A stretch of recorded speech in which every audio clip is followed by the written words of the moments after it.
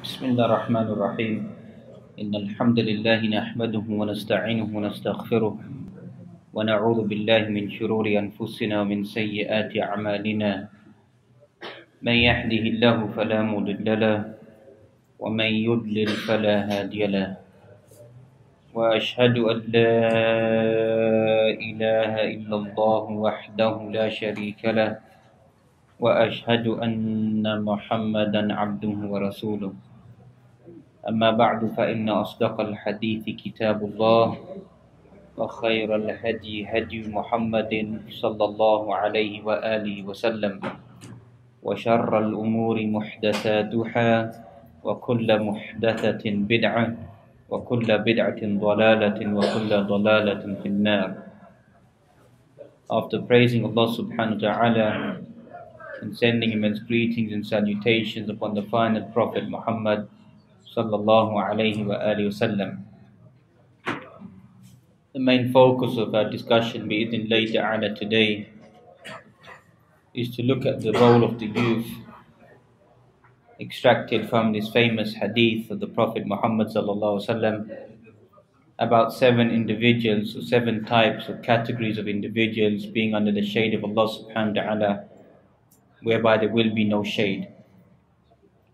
That main theme of those young individuals that we find, as we're going to come to inshallah, that many of the youth, the young individuals, they think that they are the only ones who are facing the temptations or facing the desires or facing the difficulties. Yes, at times the level does change, the environment does have a big impact, but every single individual goes through those feelings or goes through those changes. That nafs of the individual has temptations placed within it. And the more the temptations are aroused, the more that the person places himself inside a tempestuous environment, the more that feeling begins to develop and the more the dangers begin to develop in the mind of the individual. And that's our role as teachers, as practitioners, is to take our people back to purity. That's the essence of a Muslim, and especially a young Muslim, to live a life of purity. It is very, very, very abnormal for a Muslim to live an immoral life, which unfortunately today has become a common practice amongst many Muslims, young Muslims especially, who live a life of disobedience, corruption, fawahish, illicit behavior, misconduct, and then they return back to Allah subhanahu wa ta'ala. Whereas, alhamdulillah, for many of our generation, you find it was against the norm for a person to fall into the fawahish, illicit behavior, the misconduct that we find, which unfortunately has become common practice. Possibly because there has not been enough engagement for many of us in trying to help our people. Whereas the Quran tells us, كُنْتُمْ خَيْرَ أُمَّةٍ أُخْرِجَتْ لِلنَّاسِ تَأْمُرُونَ بِالْمَعْرُوفِ وَتَنْهَوْنَ عَنِ الْمُنْكَرِ. You are the best people ever raised up. You order the good and you forbid the evil. And then some 6 verses later that we find in Surah Ali Imran, verse 110, وَلْتَكُمْ مِنْكُمْ أُمَّةٌ يَدْعُونَ إِلَى الْخَيْرِ وَيَأْمُرُونَ بِالْمَعْرُوفِ وَيَنْهَوْنَ عَنِ الْمُنْكَرِ. That there arise amongst you a group of people who order the good and forbid the evil. So maybe there may have been a lapse in our ordering the good and forbidding the evil, that today we find the pitiful state of many of our shabab or many of our youth. Likewise, we know that we are surrounded by such slogans and statements which have been documented inside the Quran. أَخْرِجُوا آلَ لُوطٍ مِّن قَرْيَتِكُمْ إِنَّهُمْ أُنَاسٌ يَتَطَهَّرُونَ. Get rid of the people of Lut alayhi salam. They are people who want to be purified. So these are the slogans that we even find today. That people who are calling towards chastity, towards purity, living a good life, we need to expel these individuals. These are the fundamentalists, these are the radical individuals who are trying to destroy a good way of life, the enjoyment that we have. We need to get rid of these people. And unfortunately, we find not just from non-Muslims, we find this perception, this thought among some Muslims as well, that we need to remove these religious clerics or these religious people who are preventing us from following a life of desires and temptations. And thus the Quran warns the Muslims severely, إن الذين يحبون أن تشيع الفاحشة في الذين آمنوا لهم عذاب أليم في الدنيا والآخرة. Those people who love to spread vice, fawahish, bad behavior amongst those people who believe, لهم عذاب أليم في الدنيا وفي الآخرة. For them will be a severe punishment in this world and likewise inside the Akhirah. So that is a severe warning for Muslims to begin to think about their actions and their role and the impact of their actions upon the wider community around them. Likewise, we find that we need to develop this control, because to gain paradise isn't something easy as many of us we may begin to think. Thus, if you go and read the book of Paradise in Sahih Muslim, because obviously Sahih Muslim, many of us may not be able to complete the reading of this magnanimous work, but there are certain chapters, certain kutub that we can go back and extract them and read them in our life to see the fawaid and the benefits. Read awalan, firstly, Kitabul Iman. Read the book of Iman by Sahih Muslim. That is how he begins his compilation. And as some of the ulama have gone to the view that Sahih Muslim in his tartib and his collection of ahadith at times is more fruitful than the Sahih of Imam Bukhari. Even though Imam Bukhari, without a doubt, is the strongest book in authenticity. But some are preferred because of the certain ahadith that Imam Muslim collects and the way that he makes his tartib and his collection. There are many fawaid that can be extracted from it. So read Kitabul Iman, the book of Iman in the beginning. Likewise, towards the end, read the book Kitabul Jannah, wa sifatu na'imiha wa ahliha. Read the book of paradise and the blessings and the characteristics of the people of paradise. So then you begin to understand, what is my journey upon this earth? The Quran, as it begins by talking about Iman, الَّذِينَ يُؤْمِنُونَ بِالْغَيْبِ. The believers, the muttaqun, the pious individuals are those who believe in the unseen, because the whole of the journey of the Quran is a journey of the unseen, things that we cannot imagine, we cannot see. Thus we find in the Hadith Qudsi, أعددت لعبادي الصالحين ما لا عين رأت ولا أذن سمعت ولا خطر على قلب بشر. I prepared for my servants, the pious individuals, what no eye has seen, what no ear has heard, and the feeling, the perception, the thought hasn't come upon the heart or the mind of any individual. That's the journey of the whole life of a Muslim, that many things have been taken away from this earth. There are at times لَهُمُ الْبُشْرَى فِي الْحَيَاةِ الدُّنْيَا. Bushra is given to the believer because we need that encouragement to carry on inside our life. But the real bushra, the real ending, the real goodness is stored for the believer inside the akhirah. So thus we need to read about those blessings that have been restrained or kept away from us, so we know that our journey isn't a wasted journey. That's why you find the more weaker the iman regarding Yawm al-Akhirah, the more weaker the journey becomes. The more stronger one's aqidah, one's belief, one's perception, one's devotion, the more strength in that journey. وَأَلَّيْسَ لِلْإِنسَانِ إِلَّا مَا سَعَى وَأَنَّ سَعْيَهُ سَوْفَ يُرَى. Man will only have that which he struggles for, and every man will see his end result. The efforts that he made upon this earth will be shown by Allah subhanahu wa ta'ala. رَدُّ الْفِعْلِ. That is sunnat Allahi ala al-ard wa fi as-sama'. Sunnah of Allah subhanahu wa ta'ala upon this earth as well. You strive towards kufr, towards disbelief, you'll be entering into more kufr and disbelief. You strive for the dunya, you enter more into the dunya. You strive for the world and the pleasure of the world, and Allah subhanahu wa ta'ala open that dunya, those pleasures up for the individual. That's the sunnah of Allah subhanahu wa ta'ala upon the earth in general. And likewise, you find whoever strives for the akhirah, then Allah subhanahu wa ta'ala will show that person the paths of this dunya, and likewise the path of the akhirah. وَالَّذِينَ جَاهَدُوا فِينَا لَنَهْدِيَنَّهُمْ سُبُلَنَا. Whoever strives in our paths, we will show them our paths, the paths of khair, of goodness upon this earth, and likewise the end result of those believers inside the akhirah. So this is the struggle that the man has to believe in, the struggle towards the akhirah. That's why the ulama they mention min fawaid, the benefits of belief in Yawm al-Akhirah, is a person begins to struggle even more, begins to strive even more in that return back to Allah subhanahu wa ta'ala. That's what Quran mentions about those individuals who begin to follow actions. Because some people, they believe that al-amal, actions, have got nothing to do with iman. Al-iman huwa tasdiqun bil-qalbi or iqraru bil-lisani. Some people believe as long as I have the conviction in my heart and I utter it with my tongue, فَهَذَا يَكْفِينِي, this is sufficient for me. This is khata, mistake in aqidah of Ahl Sunnah. وَالْعَمَلْ بِالْجَوَارِحِ, actions of the limbs, جُزْءٌ مِنَ الْإِيمَانِ. That is the aqidah of Ahl Sunnah in a nutshell. Belief, conviction inside the heart, testimony upon the tongue, and you carry out the actions to show that you are a believer.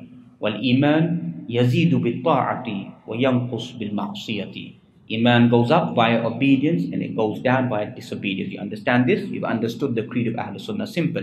As for this modernistic view that people, they come and they say that actions are not important. Why throughout the Quran is replete. إِلَّا الَّذِينَ آمَنُوا وَعَمِلُوا الصَّالِحَاتِ. Except for those who believe and do righteous actions. You always find it put together. You never find it separated just about actions. So some of these modernistic Muslims are falling into the trap that it's just about believing. It's sufficient. This is a deviant view that eventually drifts you away from the creed of Ahl Sunnah. So the Muslims are those individuals who believe and carry out the actions. مَا سَلَكَكُمْ فِي سَقَرٍ. What made you end up going into Saqar? وَسَقَرْ مِنْ أَسْمَاءِ جَهَنَّمْ. قَالُوا لَمْ نَكُ مِنَ الْمُصَلِّينَ. They said, we never used to bother praying. وَلَمْ نَكُ نُطْعِمُ الْمِسْكِينَ وَكُنَّا نَخُوضُ مَعَ الْخَاعِضِينَ وَكُنَّا نُكَذِّبُ بِيَوْمِ الدِّينِ حَتَّى أَتَانَا الْيَقِينَ. We never used to bother praying. We never used to feed the poor. We used to waste our time with the people, just wasting their time. Until what? The time or the reality came upon us. بِمَعْنَى الْمَوْتِ. Then the person begins to reflect and begins to think. So why did these people end up going into Jahannam? They never used to bother praying in their life. So Muslims who believe I don't need to do certain actions, as long as my heart is clean, that is sufficient. What does the Quran say? The Quran says, أَلَا يَعْلَمُ مَنْ خَلَقَ وَهُوَ اللَّطِيفُ الْخَبِيرُ. Does not Allah subhanahu wa ta'ala know what He has created? And He is the most subtle, the most aware. These people in essence are actually challenging Allah subhanahu wa ta'ala by saying that my heart is clean. Allah subhanahu wa ta'ala has laid out hudud, laws, regulations. We have to follow those laws and regulations because Allah subhanahu wa ta'ala created us and knows the nature of the human being. زُيِّنَ لِلنَّاسِ حُبُّ الشَّهَوَاتِ مِنَ النِّسَاءِ وَالْبَنِينَ والقناطير المقنطرة من الذهب والفضة والخيل المسومة والأنعام والحرث ذلك متاع الحياة الدنيا والله عنده حسن المآب. زين للناس حب الشهوات من النساء. Man has been created to love what? Women, children, gold, silver, property, branded horses, the land. So a person comes along and says, well, the Sharia talks about this or talks about this, but I don't have that feeling inside my heart. There's no haraj in me mixing with women or talking to women or doing this or doing that because Allah subhanahu wa ta'ala knows my heart is pure. Either you are lying or the Quran is lying. Simple. If you say the Quran is lying, فَهَذَا كُفْرٌ. Takes you kharij an al-millah, takes you out the fold of Islam. The Quran highlights the natural nature of the human being. So the Muslim should be vigilant of not falling into that trap to begin to challenge Allah subhanahu wa ta'ala. So these people that we find, فِي قُلُوبِهِمْ مَرَضٌ فَزَادَهُمُ اللَّهُ مَرَضًا. In their hearts is a sickness and Allah subhanahu wa ta'ala has increased that sickness inside their hearts. That people begin to say that my Islam, fi qalbi, ma amal fi qalbi, everything is inside my heart. Oh, inna Allah la yanzuru ila surikum, wala ila ajsamikum, walakinna Allah yanzuru ila qulubikum. They hide behind this hadith. Allah subhanahu wa ta'ala doesn't look at your faces, doesn't look at your image, doesn't look at your clothing, but rather looks into your hearts. But go back and collect all of the ahadith. وفي بعض الروايات that we find ولكن الله ينظر إلى قلوبكم وإلى أعمالكم. But Allah subhanahu wa ta'ala looks at your hearts and looks at what? Your actions. So this hadith goes against them. But they want to just take those ahadith, they try to defend, hide behind it that my actions have got nothing to do with my iman. So all of us need to strive in strengthening our iman and strengthening our actions in that return journey back to Allah subhanahu wa ta'ala. So when we read the book of Paradise, we begin to see the fruits of our iman. And obviously Allah subhanahu wa ta'ala, وَمَا تَوْفِيقِي إِلَّا بِاللَّهِ. At-tawfiq min Allah subhanahu wa ta'ala. Allah subhanahu wa ta'ala is the one that gives the person the ability to carry out one's actions. And that's the person who becomes more grateful to Allah subhanahu wa ta'ala. وَلَئِن شَكَرْتُمْ لَأَزِيدَنَّكُمْ. If you be grateful to Allah subhanahu wa ta'ala, Allah subhanahu wa ta'ala will increase that individual. Whether it be the world, but even more it will be those actions in coming closer and closer towards Allah subhanahu wa ta'ala. So I advise myself and the rest of you respected brothers and sisters to read that chapter of paradise and likewise the chapter of Iman, and go back and read the various shuruhat of the ulama.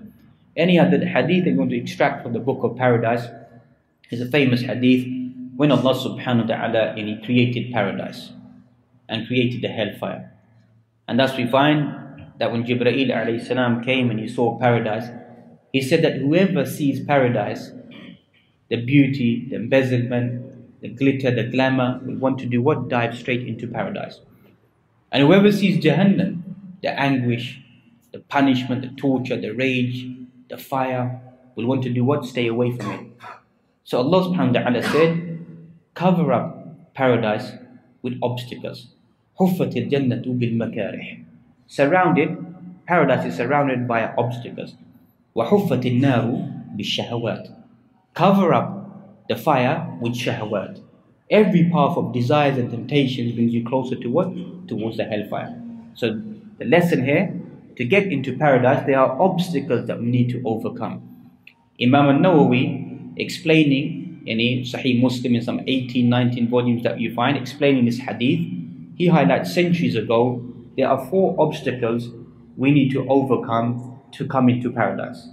The first obstacle that we need to develop, or we need to overcome inside our life, is al-ijtihad fil ibadat, is to strive regarding our ibadat, the fundamentals of our belief, the fundamental actions that we need to be preserving them and guarding them. As for example, the prayers that we find, حَافِظُوا عَلَى الصَّلَوَاتِ وَالصَّلَاةِ الْوُسْطَى وَقُومُوا لِلَّهِ قَانِتِينَ. Guard your prayers. And especially the middle prayer, وَقَوْلُ الرَّاجِحِ, the most accurate statement is, the middle prayer is Salatul Asr, and stand in front of Allah subhanahu wa ta'ala in a state of devotion. Likewise Ramadan, performance of Hajj that we find, giving of Zakat, these are all al-ibadat, the person to strive and struggle in perfecting his ibadat and striving towards Allah subhanahu wa ta'ala. The second thing that he mentions is what's known as qadmul ghayb, literally swallowing one's anger. So obviously many of us may do their ibadat, that we are comfortable with our rituals, but these characteristics, you find many Muslims or many young Muslims are not able to control their anger. Literally means to be able to swallow one's anger. That's the second obstacle one needs to overcome to get into paradise. The third obstacle he mentions is al-afu, is to be able to forgive people, which once again is a very difficult obstacle to overcome. So many of us could have the ibadat, many of us get angry for reasons which are trivial, which are not for the sake of Allah subhanahu wa ta'ala, and then even if it is for the sake of Allah subhanahu wa ta'ala, we're not able to pardon.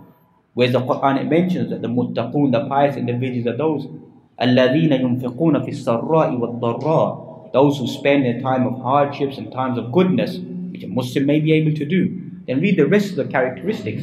وَالْكَاظِمِينَ الْغَيْظَ, those who swallow their anger. وَالْعَافِينَ عَنِ النَّاسِ وَاللَّهُ يُحِبُّ الْمُحْسِنِينَ, those who swallow their anger and who pardon people, forgive them, overlook the mistakes of people or what people may say towards them. وَاللَّهُ يُحِبُّ الْمُحْسِنِينَ, Allah loves the doers of good. Some of us were not able to carry out these characteristics. Some of us have fallen short many times in these characteristics because we only stick to certain things. You have to take Islam and shamil. Try your best in everything to develop that, not just to work upon certain elements and stick to them. The fourth thing that he mentioned, which concerns us, written centuries ago, is as-sabr and shahawat, to have patience to stay away from temptations and desires. So centuries ago, Imam Nawawi says that the meaning of this hadith, to get into paradise, al-makarih, the disliked things or the obstacles a Muslim needs to overcome to get into paradise are these 4 main elements. To become observant regarding your religious duties, obligations you have to carry out, to be able to swallow your anger, to be able to forgive mankind, and to be able to control yourself not to fall into desires. So this is a lesson for all of us, the young and the old, you need to focus upon this. And thus we find that we know that the environment has a big impact of what the ulama mentioned was known as the ghariza, the shahwa, or the desire the person has within themselves. And the wider community, the more it's full of temptation, desires, will begin to have a big impact upon the nafs of the soul of the individual to come towards that ghariza, come towards those desires. But once again, if you go back to the prophetic traditions, you find the advice of the Prophet Muhammad how to tame the desires within oneself. What do we find? Learn how to ride a horse, learn how to race, learn how to wrestle, use a sword, use a spear. All these formats, what do we find? If you learn how to swim, are all elements that tire the body.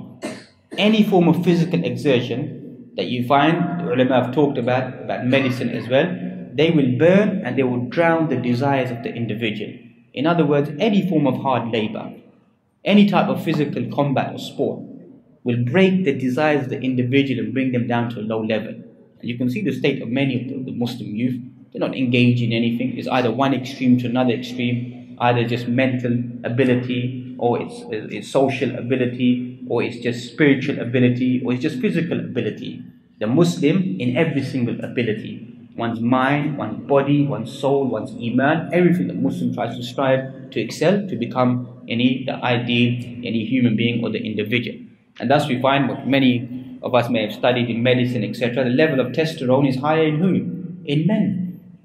Being classified, the higher level of testosterone is placed inside men, that they have an easier opportunity, or their desires are built upon easily. Even the Quran mentions that. إِنَّ النَّفْسَ لَأَمَّارَةٌ بِالسُّوءِ إِلَّا مَا رَحِمَ رَبِّي. You know, the nafs, all of us, when it's placed inside that environment, will come towards su. None of us are angels. And you look at the context of these ayat, it's talking about Yusuf alayhi salam and what took place. That the soul, if it's given the opportunity, will come towards evil. So even Yusuf alayhi salam, when he was tempted, and then when he saw the evidence, and here the ulama of tafsir begin to discuss, what did he see? Some say that there was a baby in the room that spoke. Some say that he saw the image of his father and he spoke to him. Others say he heard a voice. Whatever it may be, the ulama of tafsir have collected. But what we find, that he was able to overcome the inclinations, the whisperings that were coming towards him, the temptation. He was surrounded in an environment of full temptation, whereby the wife of the Aziz adorned herself in her beauty, and she shut the doors and exposed herself to him. But he was one who restrained himself. And that's towards the end of the surah it mentions, إِنَّهُ مَن يَتَّقِي وَيَصْبِرْ فَإِنَّ اللَّهَ لَا يُضِيعُ أَجْرَ الْمُحْسِنِينَ. Whoever has patient fear of Allah subhanahu wa ta'ala, because taqwa is the element that takes a person away from so many different things. وَمَن يَتَّقِ اللَّهَ يَجْعَلْ لَهُ مَخْرَجًا وَيَرْزُقْهُ مِنْ حَيْثُ لَا يَحْتَسِبُ وَمَن يَتَوَكَّلْ عَلَى اللَّهِ فَهُوَ حَسْبُهُ. Whoever fears Allah subhanahu wa ta'ala, Allah subhanahu wa ta'ala provides a way out for that individual and gives that person sustenance whereby they cannot imagine. So the fawaid of taqwa, thamarat of taqwa are many. That Yusuf alayhi salam, إِنَّهُ مَن يَتَّقِي وَيَصْبِرْ. Whoever fears Allah subhanahu wa ta'ala is patient, and Allah subhanahu wa ta'ala will never let the action, the dues of good go to waste. And thus we can see that how the woman herself acknowledged her mistake. All the women acknowledged their mistake, and he was made bari, made free from what they attributed toward Yusuf alayhi salam. Another lesson that we can extract regarding young individuals inside Surah Yusuf alayhi salam, we find the 12th chapter of the Quran. A side point, those of us who may have not read the surah, it is the only one surah in the Quran that begins with a story and ends with a story. It's the only one surah. It begins with a story and travels all the way until the end of the surah, and the end of the surah begins to talk about some other topics. But in general, some 100 or so ayat that we find are talking all about the life and the story of Yusuf alayhi salam.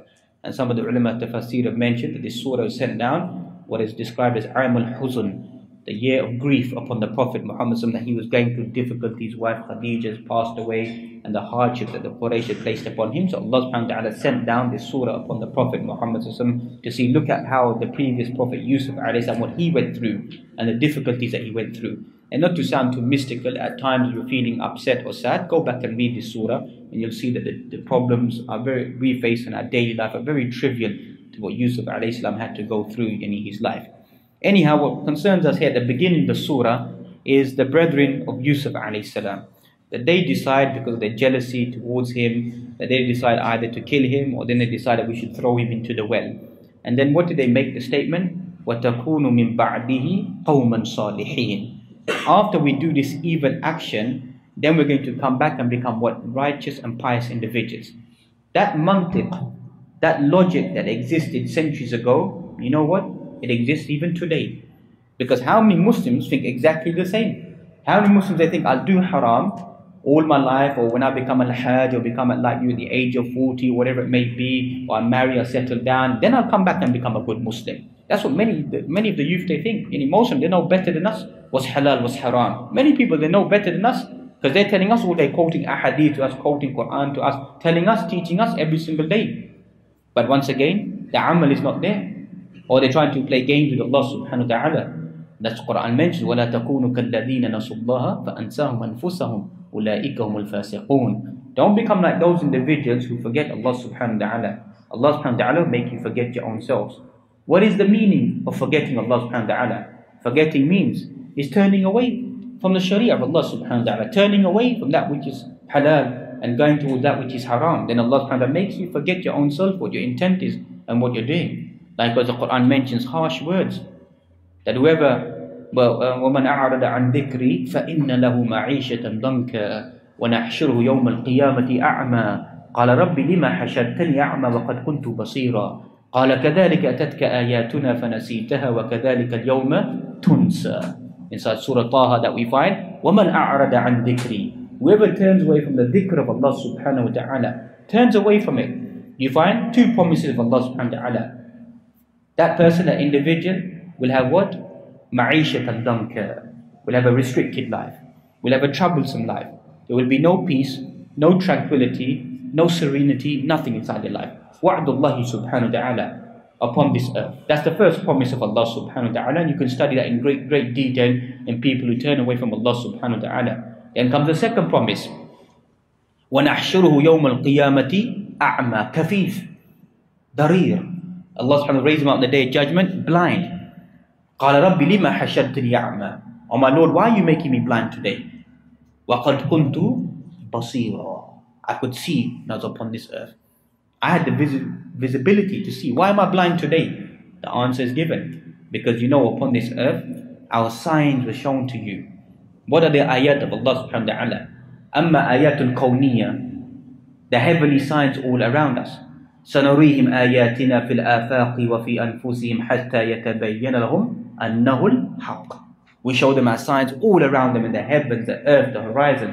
They'll establish that Allah subhanahu wa ta'ala is the truth, is the reality, the only one that needs to be worshipped, Allah subhanahu wa ta'ala. وَفِي أَنفُسِكُمْ أَفَلَا تُبْصِرُونَ. Even within your own selves, we show you our signs, you begin to recognize, can you not see them? That Allah subhanahu wa ta'ala is the only one that needs to be worshipped. إِنَّ فِي خَلْقِ السَّمَاوَاتِ وَالْأَرْضِ واختلاف الليل والنهار لآيات لأولي الألباب الذين يذكرون الله قياما وقعودا وعلى جنوبهم ويتفكرون في خلق السماوات والأرض ربنا ما خلقت هذا باطلا سبحانك فقنا عذاب النار. Indeed, the creation, the heavens and the earth, the changing of the night and the day, are signs for men of understanding, those who stand, those who bow down, those who prostrate, who reflect over all of this.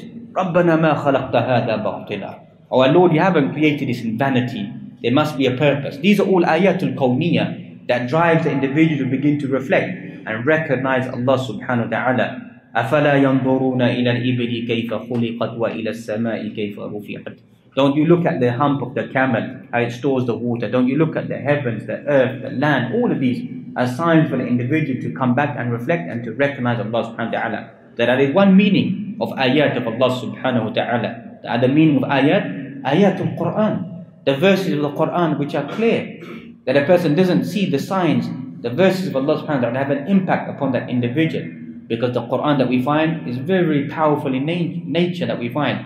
In this Quran, the same ayat, inside Surah Al-Hashr towards the end, لو أنزلنا هذا القرآن على جبل لرأيته خاشعا متصدعا من خشية الله وتلك الأمثال نضربها للناس لعلهم يتفكرون. We sent this Quran down upon a mountain, it will turn the mountain into what? Into dust, into crumbs. That's the power of the Quran. But the Quran has come where?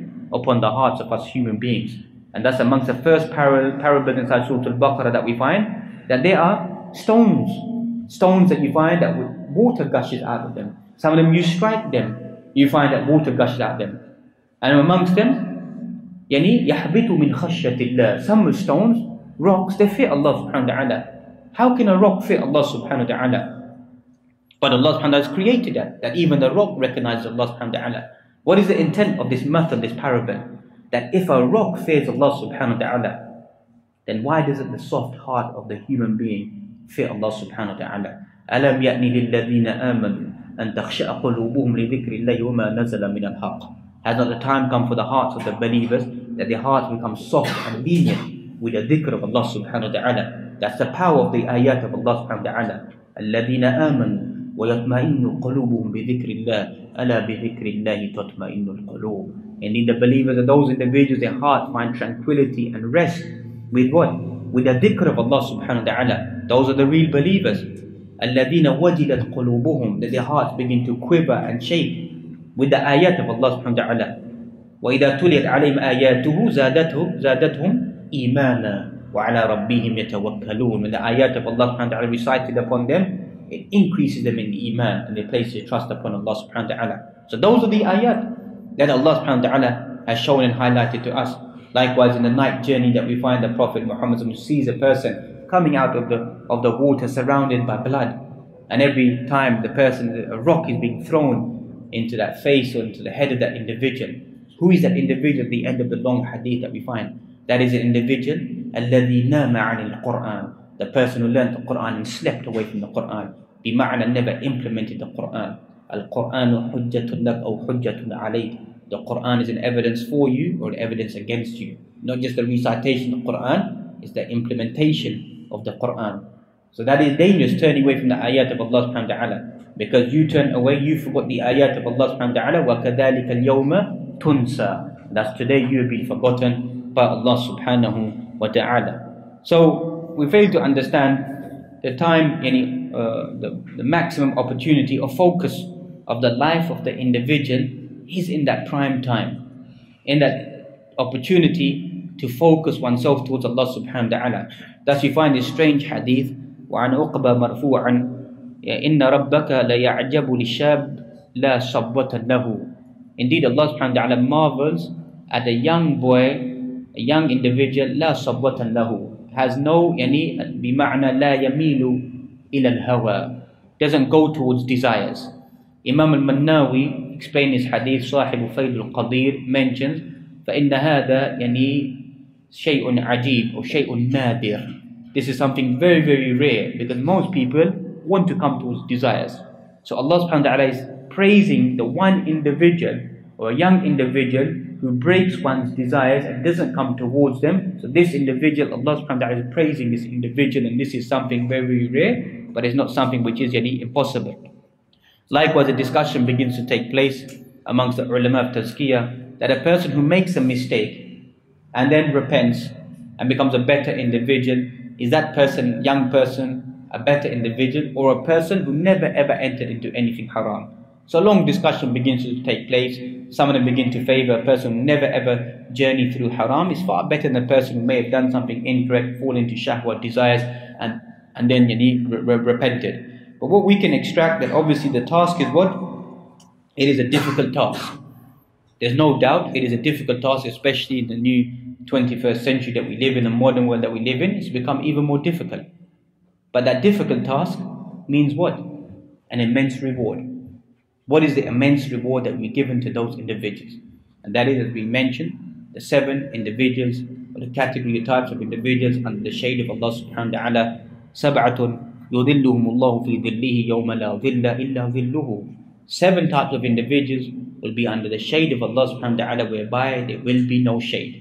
Amongst the 7 individuals that we find, Imamun Adil, the just Imam, وَشَابٌ نَشَأَ فِي عِبَادَةِ اللَّهِ subhanahu wa ta'ala, which concerns us here, the young boy or the young girl who spent their life worshipping Allah subhanahu wa ta'ala. Not the end of their life, or an elderly individual, a person gone to the age of 50 or 60, that's normal.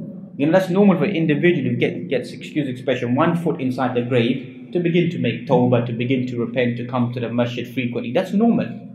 That's something khair, something good. But Allah subhanahu wa ta'ala doesn't want that. Because that's a normal, only a senile person would stay away from Allah subhanahu wa ta'ala at that end of their life. But it's the prime time of one's life. Shabun نشأ في عبادة الله سبحانه وتعالى. The second category, just to complete the hadith, وَرَجُلٌ قَلْبُهُ مُعَلَّقٌ بِالْمَسَاجِدِ, a man whose heart is linked to the masjid. Hadith, another hadith I find which is da'if, which is weak, but the believer finds himself in the masjid like a person in an ocean, and the heart is open. But a munafiq finds himself inside the masjid like what? Like a bird in a cage. So if you come to the masjid and you find any qada', you find restriction, you find difficulty, you find confusion within yourself, why am I inside the masjid? فَهَذَا نَوْعٌ مِنَ النِّفَاقِ. It's an element of hypocrisy. The believer finds tranquility, happiness inside the house of Allah subhanahu wa ta'ala. So man whose heart is attached to the masjid. In a sahih hadith that we find, the individual who visits the masjid frequently, فَاشْهَدْ لَهُ الْإِيمَانِ, testify that individual has what? Iman, who comes to the masjid frequently. So many people, once again, they come and they say, Salatul Jama'ah, anywhere you can go and pray. Possibly true. So what's the point in building the masjid then? If you could pray Salatul Jama'ah wherever you want to go and pray, wherever you are with the Jama'ah, then what's the intent of the masjid? Why do we find Bashiru Basharina bil-layl, give the glad tidings of individuals who are walking in the night, in the depths of the night. What is the depths of the night? Salatul Fajr and Salatul Isha. They're still coming towards the masjid. That's a sign of Iman. A sign of hypocrisy is what? The person drags themselves to come for Salatul Fajr, doesn't want to pray Salatul Fajr, or doesn't want to come for Salatul Isha inside the masjid. That's an element of hypocrisy.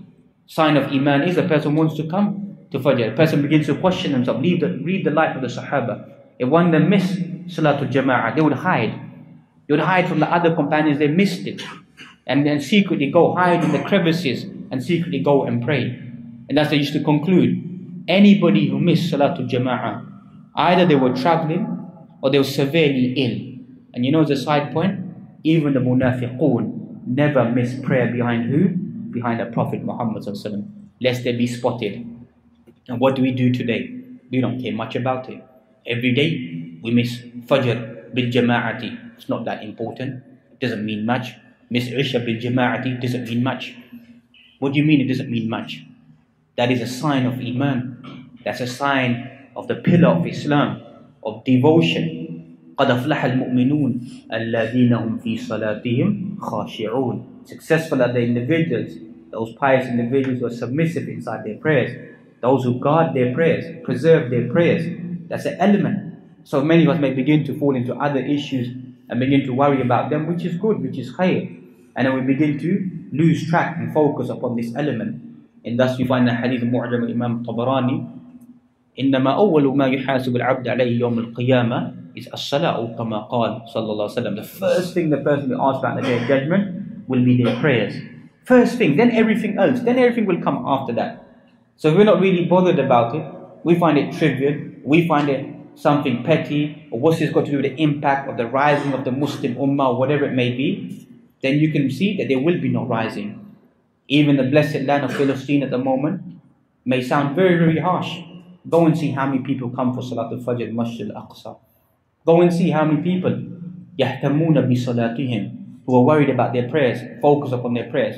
The answer is very simple in the Sharia. It's very simple. Yes, we have external enemies, whatever it may be, but our biggest enemy is who? Is our own nafs, our own self. That's what needs to be conquered and ruled and governed over. That we begin to understand the element, that these are the elements of dignity that rise the Muslim Ummah once again towards and their success. Likewise, just to complete the hadith that we find, وَرَجُلَانِ تَحَابَّ فِي اللَّهِ اجْتَمَعَ عَلَيْهِ وَتَفَرَّقَ عَلَيْهِ. Two individuals who come together for the sake of Allah subhanahu wa ta'ala, and they separate upon that. They haven't come together because of wealth or property or fame or friendship upon this dunya. They've come for the sake of Allah subhanahu wa ta'ala, and they separate upon that. That's the only reason why they meet and they are together. Thus you find that this bond or khuwa Islamiyah that you find, that sometimes the Islamic brotherhood makes a stronger link between oneself and another individual even than your own blood brother. That's what Iman does. إِنَّمَا الْمُؤْمِنُونَ إِخْوَةٌ. Indeed, believers are brothers towards one another. That's the bond of faith. That you find that naturally when a person is upon any kufr, fusuq, isyan, even if it happens to be your own blood relative, what happens? You find a repulsive feeling towards them. You don't want to be with them, but people of Iman, that you want to be what? They are closer to you than even your own, any blood relatives and your ties that we all have. Fourthly, we find وَرَجُلٌ دَعَتْهُ إِمْرَأَةٌ ذَاتُ مَنْصَبٍ وَجَمَالٍ فَقَالَ إِنِّي أَخَافُ اللَّهِ. Once again, concerning a young individual, that a beautiful woman of lineage, of honor, of dignity, makes a pass to an individual, and likewise it could be the opposite. The woman could be tempted as well. And what does the person say? قَالَ إِنِّي أَخَافُ اللَّهِ. I fear Allah subhanahu wa ta'ala. Is another individual or that category that will be under the shade of Allah subhanahu wa ta'ala, whereby there will be no shade. وَرَجُلٌ تَصَدَّقَ بِصَدَقَةٍ فَأَخْفَاهَا حَتَّى لَا تَعْلَمَ شِمَالُهُ مَا تُنْفِقُ يَمِينُهُ. Person who hides the giving of their charity, giving of their wealth, that the left hand doesn't know what the right hand has spent. And seventhly, we find وَرَجُلٌ ذَكَرَ اللَّهَ خَالِيًا فَفَاضَتْ عَيْنَاهُ. A person who remembers Allah subhanahu wa ta'ala with sincerity, all in his own or on her own, and the person begins to shed tears, remembering Allah subhanahu wa ta'ala. Hadith in the Sahihain of Imam Bukhari and Muslim. These are the seven different types of individuals or the categories.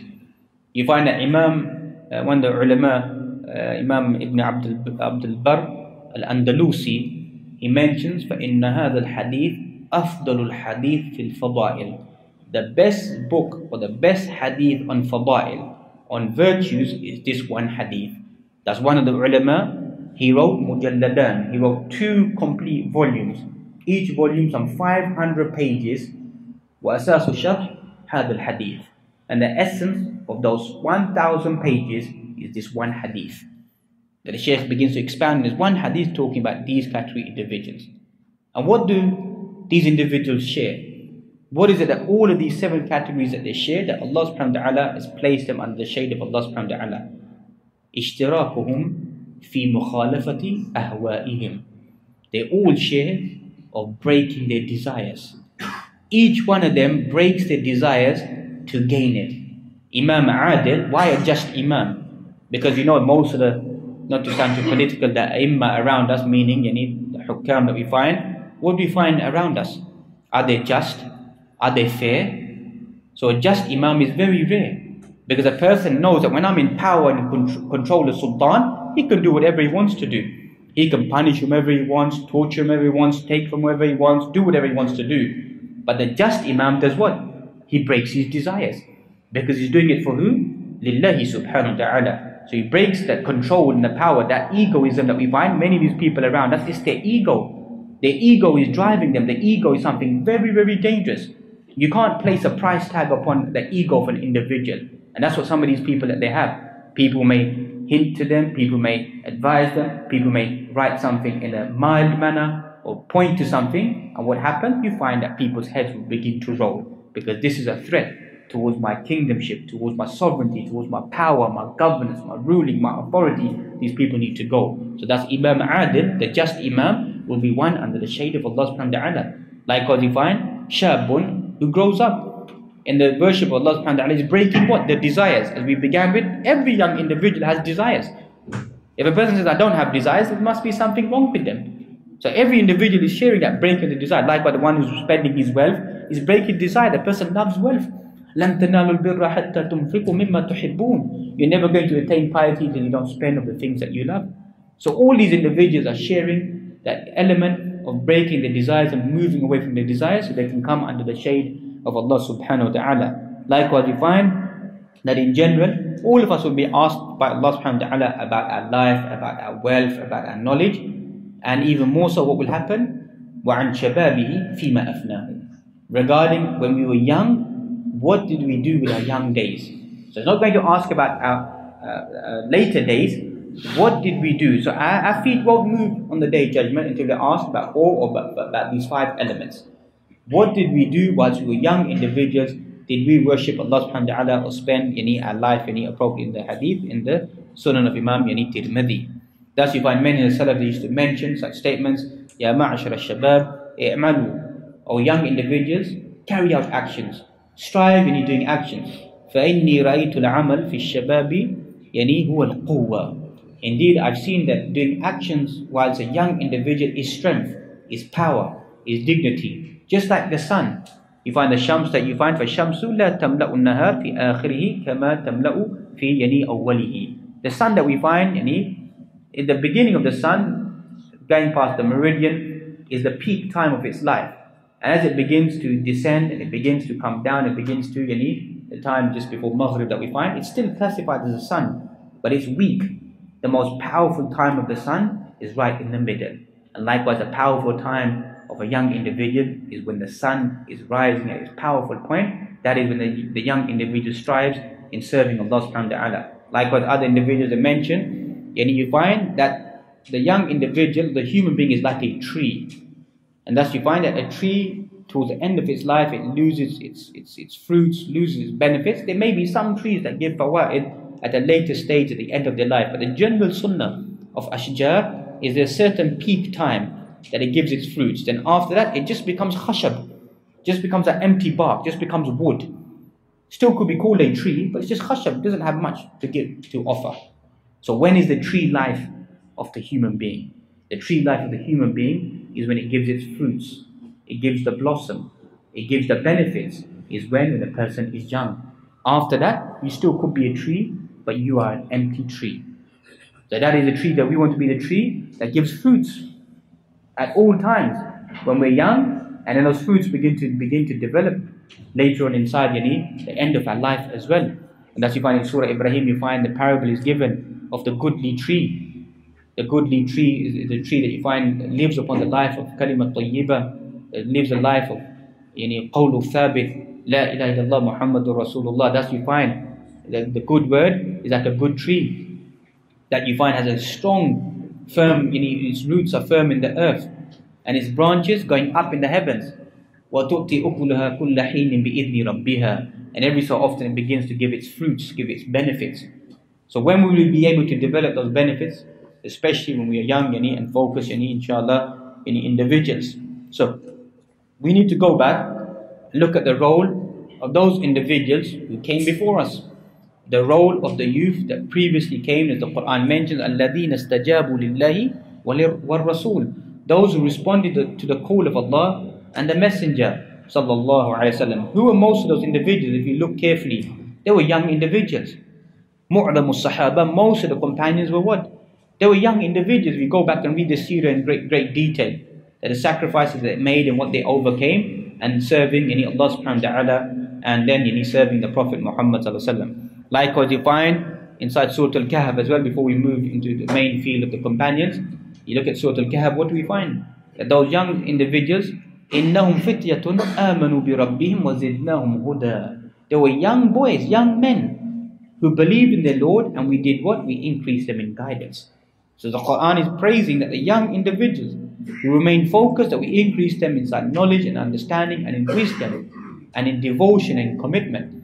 Likewise, you read the tafsir of Surah Al-Buruj, you read the tafsir of Ibn Kathir, what do you find? The main theme, talking about whom? Al-Malik wal-Ghulam, the boy and the king. One boy, young individual, devoted to Allah subhanahu wa ta'ala, that makes, what happens? What takes place? A whole empire crumbles.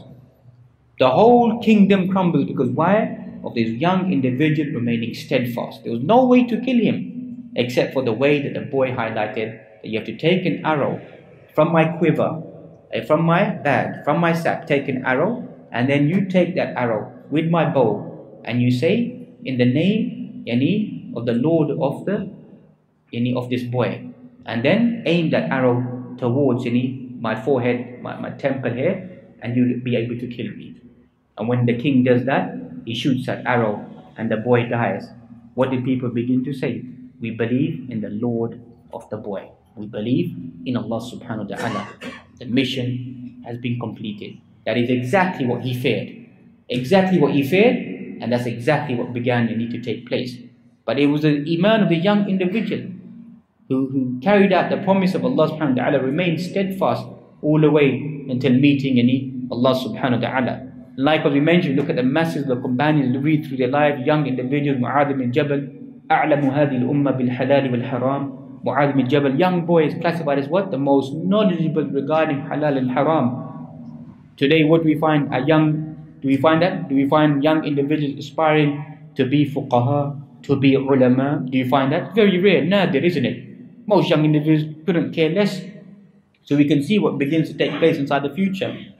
Likewise, you find Ibn Abbas, Abdullah ibn Abbas, young individual, classified as what? Turjuman al-Quran, the one who explained the Quran, because the Prophet Muhammad placed his mantle, his cloak over him and prayed for him, Allahumma faqihu fi d-din wa'allimhu at-ta'wil, give him deep understanding of the deen, wa'allimhu at-ta'wil, ta'wil bima'na tafsir, and give him deep understanding regarding the Quran.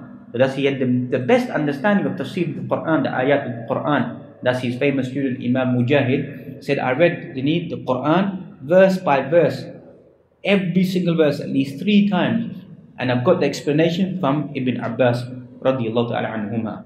Why? Prayed by the Prophet Muhammad sallallahu alaihi wasallam for this young individual, leading the people inside prayer as a young individual.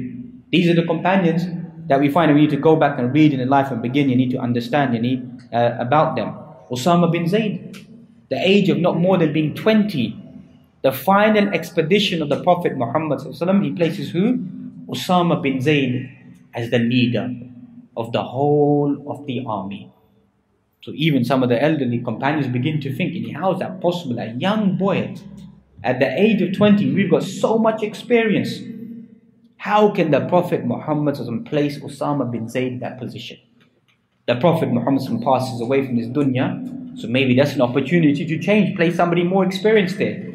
What does Abu Bakr do? Guess what? He keeps Usama bin Zayd.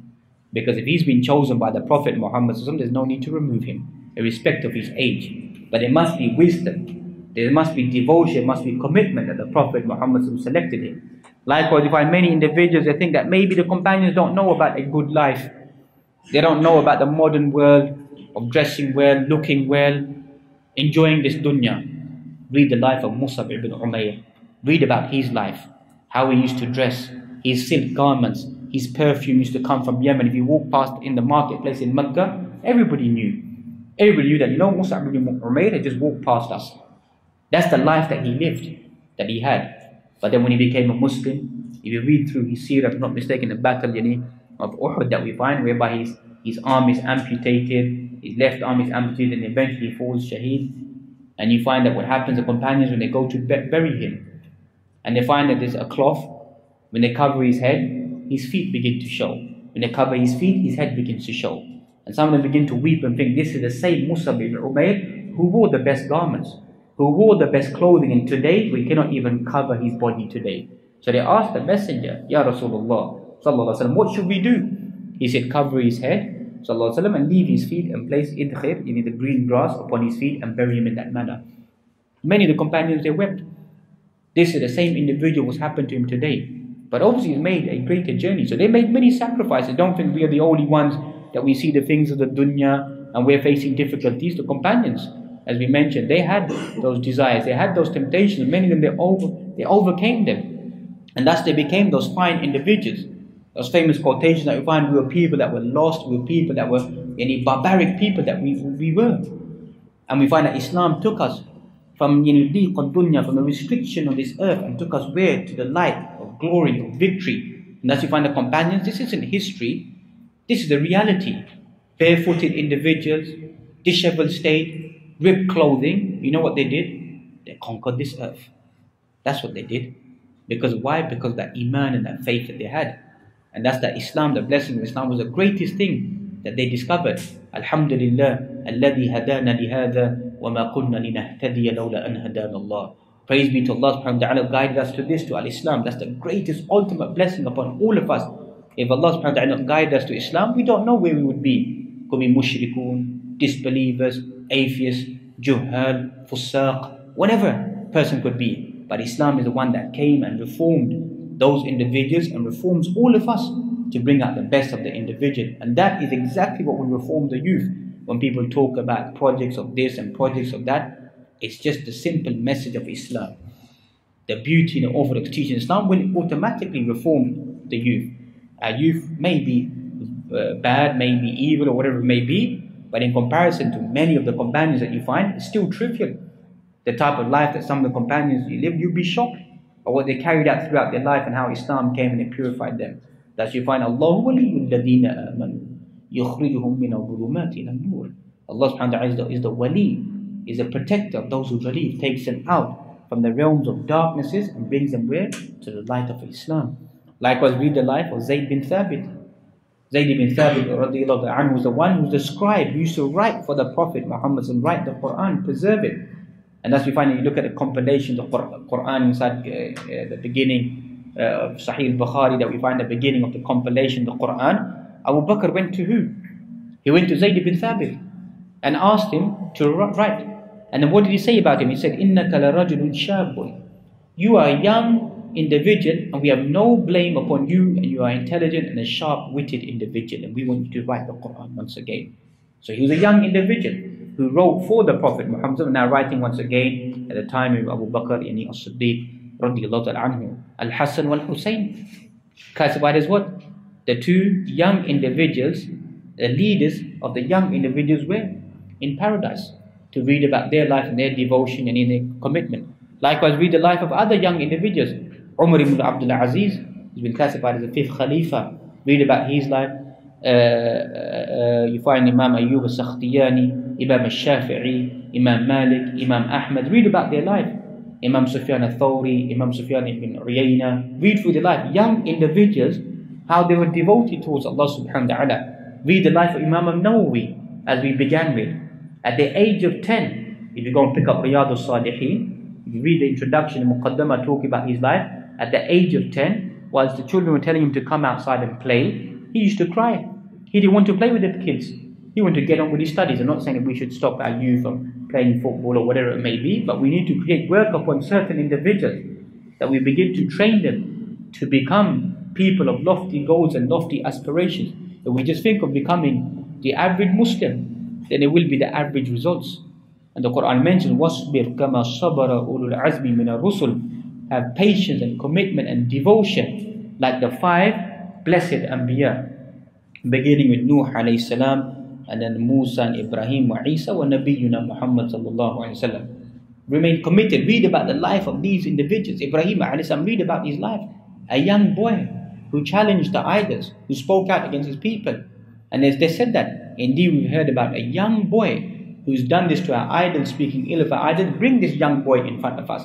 I remain committed. Nuh alayhi salam, talking to his people for how long? 950 years. قَالَ رَبِّ إِنِّي دَعُوتُ قَوْمِي لَيْلًا وَنَهَارًا. Oh my Lord, I called my people day and night, in public, in secret. Every time I called them, they thrust their fingers in their ears, they took their garments and they placed it over their heads. That's how rude the people were. But what did Nuh alayhi salam do? He bared that. He carried on that journey. Isa alayhi salam, what they attributed to him, that you are the son of a woman who committed adultery. He bore that, carried on his journey. And that's when he praised his mother, that she was a pure woman. And likewise, most of them, the most amongst them who was in difficulties, was Musa alayhi salam, and then you find the Prophet Muhammad sallallahu alaihi wasallam. So they all persevered in their life. And that's the lesson that we take from their life, to persevere, to carry out that journey towards Allah subhanahu wa ta'ala. Likewise, you find if it wasn't any amongst, people may think about the scholars and these blessed individuals. How about look at the life of some of the conquerors? Go and look at their life. You find amongst them Muhammad ibn Qasim al-Thaqafi, was known as Fatih al-Sindhi wal-Hind. Muhammad ibn Qasim, the one who conquered and ruled over the land of Sindh at the moment, the area to the side of Pakistan that we find al-Hind in India as well, who ruled and governed and conquered at what age? 17 years old. 17 years old is classified as a person who conquered the whole of that region. Like when you read about the life of the class Sultan Muhammad al-Fatih, at the age of what, 14? His father made him the Sultan at the age of 10, and at the age of 14 he takes out his first troops. And then he calls his father's gone into retirement, into seclusion. His father says, look, I'm not going to come out and lead this battle. That's your task now. So he says to his father, that if you've made me the Sultan, then not as your son, as a Sultan I command you to come out and to lead this battle and expedition. Look at the understanding of this young individual. Our young individuals can't care less what's taking place in the world. As long as we get our fish and chips and whatever it may be and enjoy our life, that's all that concerns us. I'm not saying that we should go out and we should rebel or whatever it may be. I'm trying to highlight at the end of the day, if you want to gain lofty goals, it's taken 150 years to dismantle our people and to break it all apart. So it's going to be a very long journey to build the bridge once again. So we need to build that bridge.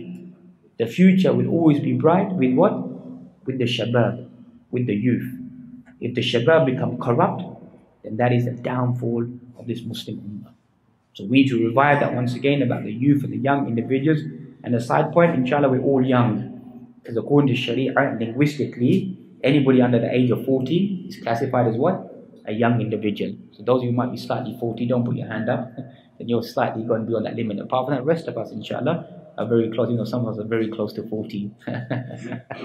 Alhamdulillah. So may Allah subhanahu wa ta'ala give us all the tawfiq and ability to become amongst those individuals الَّذِينَ يَسْتَمِعُونَ الْقَوْلَ فَيَتَّبِعُونَ أَحْسَنَهُ. We hear the words of Allah subhanahu wa ta'ala and follow it to the best of their ability inside their lives.